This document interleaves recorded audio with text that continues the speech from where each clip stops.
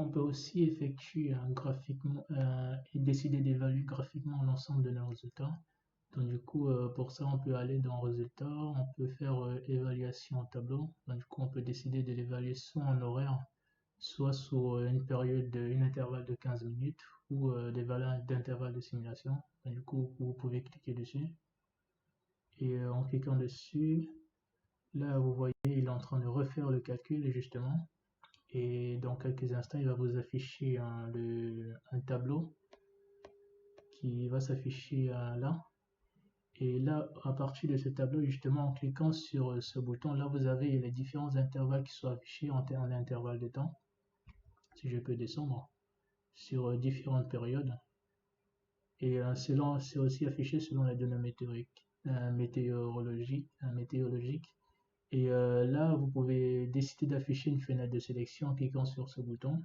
Et là, vous voyez, il y a une fenêtre qui définit une vue d'ensemble justement de toutes les composantes qui vont être affichées ici, que ce soit en besoin en eau chaude, de bâtiments, etc.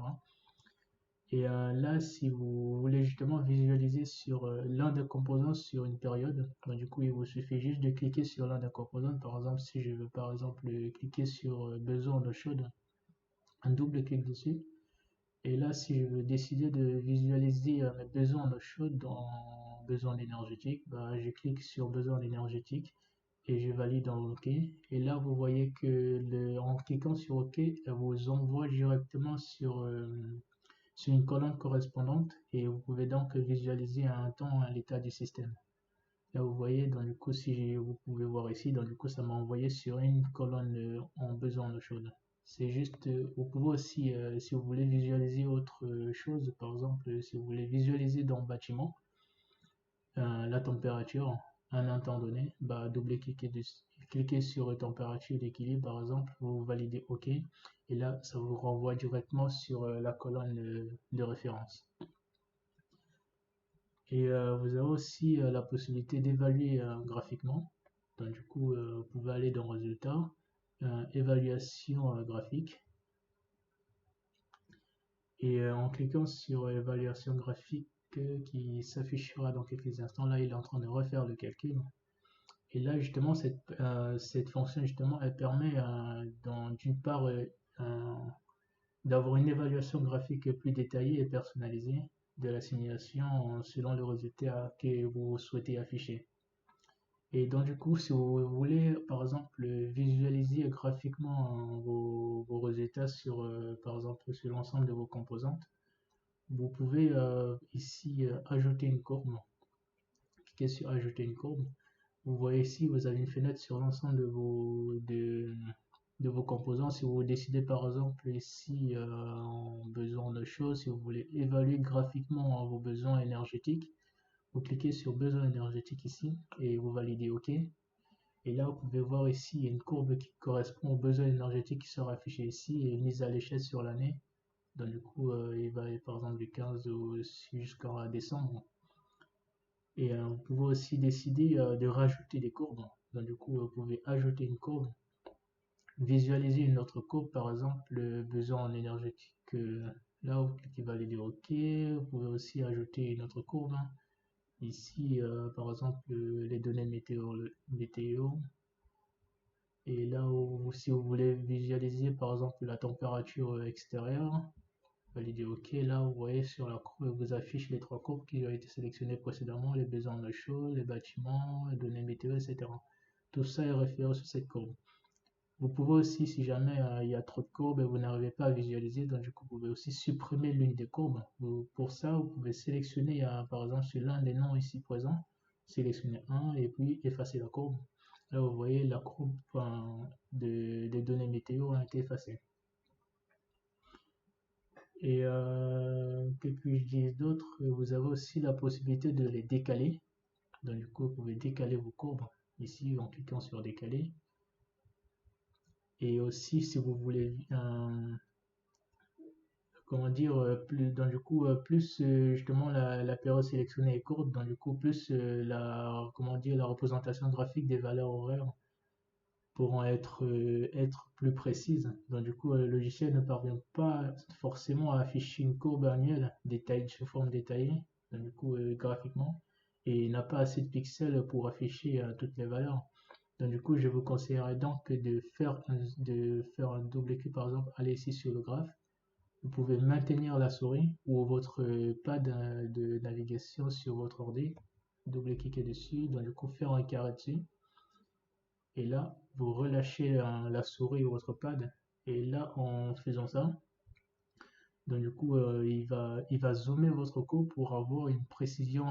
Vous pouvez lire de façon plus précise l'évolution de l'évolution en termes graphiquement, donc du coup de l'évolution de votre courbe.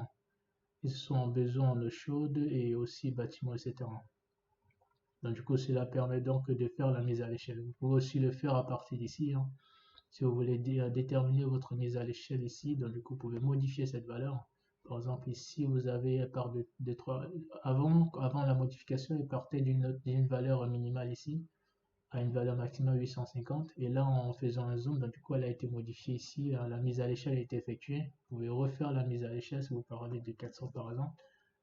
Ici, vous voyez, donc du coup, la valeur a été modifiée. Et là, ici, vous pouvez modifier et faire la mise à l'échelle de la limite inférieure ici à l'axe où vous pouvez choisir celle-ci. Et là, ici, elle vous permet de déterminer la limite en temps. Par exemple, vous voulez déterminer, faire la mise à l'échelle, par exemple, à partir de juin, vous pouvez faire modifier celle-là en mettant sur juin et faire OK. Et là, vous remet la mise à l'échelle ici. Et pareil pour ici, à la limite, pareil pour ici. Si je refais OK, la limite ici, là, vous pouvez refaire la mise à l'échelle. Par exemple, si vous voulez visualiser sur, par exemple, du 40, etc., vous pouvez refaire la mise à l'échelle, etc. Là, vous voyez bien qu'elle a été modifiée. Et en cliquant aussi sur le bouton ici enregistrer, vous pouvez enregistrer votre graphique ici. Ou bien vous pouvez aussi décider de l'imprimer vos résultats. Et voilà. Vous pouvez détailler, vous pouvez aussi afficher de façon plus détaillée vos courbes sur une période de 31 jours.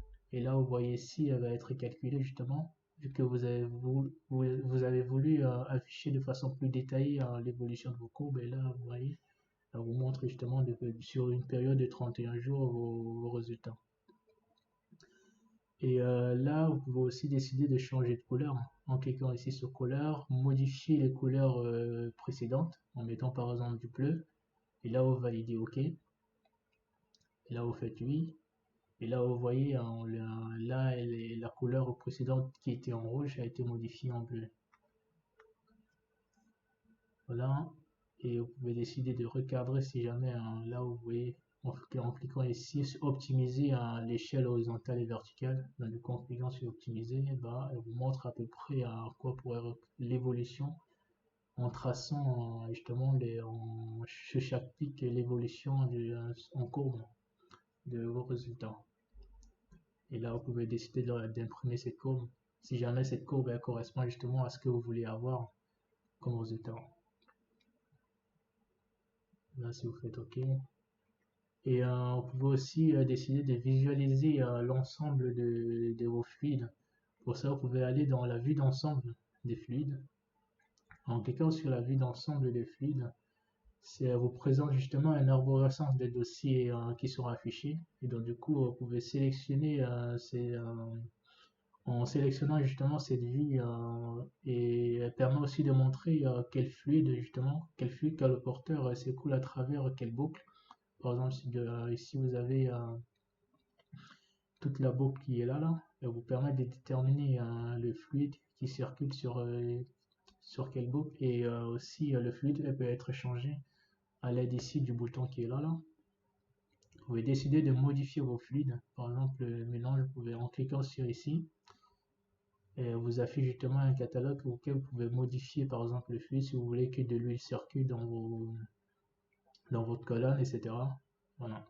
Et à partir de là, vous pouvez modifier le type de fluide qui circule à l'intérieur de vos circuits. Et là, une fois que vous avez modifié ça, vous pouvez faire OK et valider votre sélection. Et là, une fois que vous avez validé, elle refera ici la simulation et vous montrera les nouveaux résultats. Et aussi, vous pouvez aussi visualiser cette fois-ci le schéma de votre flux énergétique. Vous pouvez aller toujours dans Résultats, visualiser le flux énergétique. Si vous voulez par exemple avoir un diagramme de flux électrique, vous pouvez sélectionner là, un diagramme de flux d'électricité thermique, etc. et où le schéma de flux énergétique. Une fois que la simulation elle est faite ici, là, vous pouvez donc décider, elle vous affichera justement votre schéma de flux énergétique sur un bilan annuel. Et là, ce diagramme de flux énergétique c'est une représentation graphique du bilan énergétique du système que vous avez conçu précédemment. Et aussi, le diagramme énergétique montre les entrées d'énergie sur le côté, sur votre côté gauche ici. Vous avez ici en chaudière consommation en mazout par exemple. Si c'est ce que vous voulez visualiser, vous pouvez sélectionner ici pour d'autres composantes pour revoir justement un nouveau schéma de flux énergétique, cette fois-ci avec une autre entrée, que ce soit en chaudière gaz, pompe à chaleur, etc. Et ici à droite ici, vous pouvez, comment dire, vous avez ici la distribution de votre, comment dire, la distribution d'énergie ici à droite. Donc, du coup, vous avez ici comme distribution consommation d'énergie pour le chauffage, énergie pour l'eau chaude sanitaire, perte de gaz d'échappement, perte en chaleur, etc. Vous pouvez donc visualiser ici à droite vos différents résultats. Et le diagramme de flux d'énergie peut être enregistré, cette fois-ci sous forme image ici, ou vous pouvez aussi décider de l'imprimer et avoir et comme ça vous permettra justement de conserver vos résultats et si oui ou non ça vous correspond, du coup, vous pouvez l'enregistrer ou faire juste une capture à partir de ce graphe, à partir de l'appareil photo qui se trouve là sous forme de photo ou bien l'imprimer. Et une fois que vous avez fait ça, et voilà. J'espère que cette partie de la vidéo vous aura plu. Donc, du coup, on vous a montré comment on pourrait visualiser vos résultats, visualiser l'ensemble de vos résultats, visualiser de façon cette fois-ci graphique vos résultats, comment créer, mettre à l'échelle vos différentes courbes, les enregistrer, effectuer vos schémas de flux énergétique, etc. Voilà, on verra dans une autre vidéo si vous aurez l'occasion de revoir une autre vidéo, on vous montrera justement comment créer justement une analyse de rentabilité, cette partie la plus importante en termes de coûts. Donc, du coup, vous pouvez avoir à peu près savoir à peu près combien est-ce que vous coûtera votre installation. Donc, du coup, on vous montrera dans la vidéo comment créer ces analyses, comment effectuer ces analyses de rentabilité, comment créer les différents rapports et faire une analyse de simulation et générer une étiquette. Et voilà, vous remarquez bien, il y a différents types de rapports qu'on vous montrera dans cette vidéo. Dans une autre vidéo, comment les créer, que ce soit un rapport professionnel, comparatif ou un rapport juste bref, hein, ou des rapports assez spéciaux, voilà. On vous montrera ça dans une autre vidéo. Merci pour votre écoute.